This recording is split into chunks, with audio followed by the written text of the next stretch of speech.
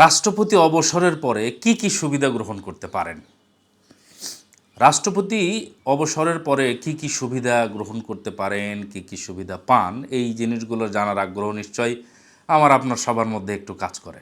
যাই হোক, আমরা আজকে জেনে নেই রাষ্ট্রপতি অবসর গ্রহণের পর কি কি সুবিধা গ্রহণ করতে পারেন।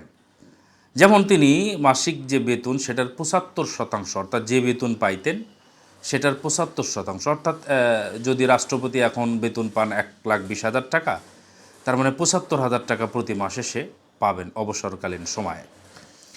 এবং রাষ্ট্রপতি পদে যদি এর আগে, রাষ্ট্রপতি হওয়ার আগে সরকারি কোনো পদে উনি মানে করে থাকেন, কাজ করে থাকেন, সেটাতেও যদি ওই রকম অবসরকালীন ভাতা পেয়ে থাকেন, তাহলে যে কোনো একটি উনি গ্রহণ করতে পারবেন, দুটি নিতে পারবেন না। এবং উনি মারা গেলে ওনার স্ত্রী আবার ২/৩ অর্থাৎ বেতনের ২/৩ আমৃত্যু পেতে থাকবেন। এটা হচ্ছে বেতন সংক্রান্ত বিষয়। এছাড়াও রাষ্ট্রপতির মানে এককালীন গ্রহণ করতে পারেন হয়তো মাসিক এইভাবে না নিয়ে, সেটারও কিছু সূত্র আছে আর কি, আইন আছে। সেই আইন অনুযায়ী সেটা করতে পারবেন যদি সে ইচ্ছা ব্যক্ত করেন। এখন এছাড়াও যে জিনিসটা উনি পাবেন, একজন ব্যক্তিগত সহকারী পাবেন, তারপরে একজন অ্যাসিস্ট্যান্ট অর্থাৎ একজন সাহায্যকারী পাবেন। এছাড়াও দাপ্তরিক ব্যয়, একটু অফিস ব্যয়ের জন্য কিছু সরকারি নির্ধারিত কিছু ফি থাকবে।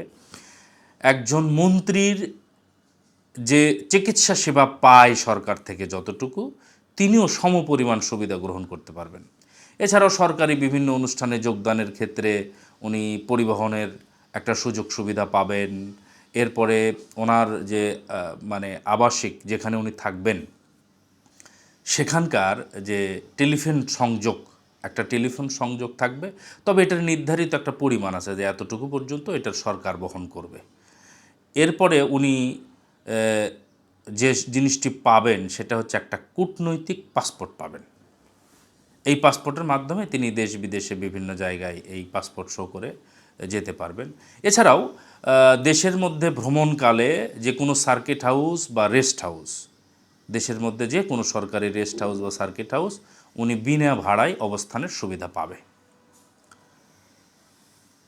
এখন আইন অনুযায়ী আবার আর একটা বিষয় আছে, শুধু যে উনি পাবেন তা না। এই আইন অনুযায়ী চিকিৎসা সুবিধা, কূটনৈতিক পাসপোর্ট এবং দেশের ভেতরে সরকারি রেস্ট হাউসে থাকার সুবিধা গ্রহণ, এটা উনিও সহ ওনার স্ত্রীও এই সুবিধা গ্রহণ করতে পারবেন। অর্থাৎ শুধু উনি না, ওনার স্ত্রীও এই সুবিধা পাবেন। তবে একজন রাষ্ট্রপতির অবসর ভাতা এবং অন্যান্য সুবিধা পাবেন না কখন, সেটাও একটা ব্যাপার আছে।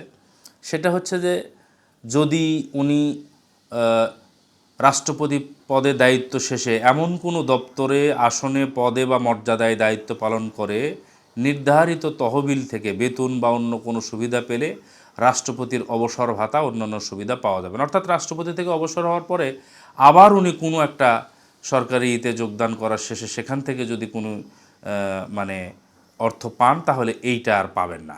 এই রকমই মোটামুটি।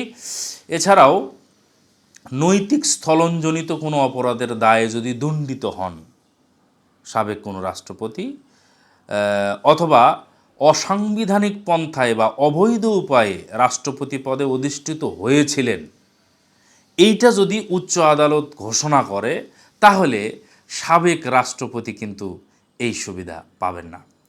অর্থাৎ একজন রাষ্ট্রপতি সাবেক হওয়ার পরেও এবং অবসরের পরেও এই সুবিধাগুলো পেয়ে থাকেন। তার কারণ রাষ্ট্রপতি হচ্ছেন, প্রেসিডেন্ট হচ্ছেন, ক্ষমতা যতটুকুই থাক না কেন, কিন্তু সম্মানের দিক থেকে দেশের ১ নাম্বার ব্যক্তি হচ্ছেন রাষ্ট্রপতি, এবং তার সম্মানও ১ নাম্বার। এটা একটা সম্মানী পদ, সম্মানের পদ, এবং এই পদটাকে আসলে অনেকেই আগ্রহ ভরে এটার জন্য অপেক্ষা করে, অথবা এটার মনে মনে কল্পনাও করে থাকে। কিন্তু রাষ্ট্রপতি পদটা বরাবরই বেশ চমকের হয়। যা হোক, দেখা যাক আমাদের পরবর্তী রাষ্ট্রপতি কে হন এবং এই রাষ্ট্রপতি সেসব সুবিধা গ্রহণ করতে পারেন কিনা বা করছেন কিনা এটাই দেখার বিষয়। তো ভালো থাকবেন। রাষ্ট্রপতির এই সমস্ত সুবিধা যে সমস্ত অবসরকালীন সময়ে পাচ্ছেন এগুলো নিয়ে আপনার মন্তব্যকে অবশ্যই জানাবেন। আমার চ্যানেলটি অবশ্যই সাবস্ক্রাইব করে সাথে থাকবেন। ভালো থাকবেন।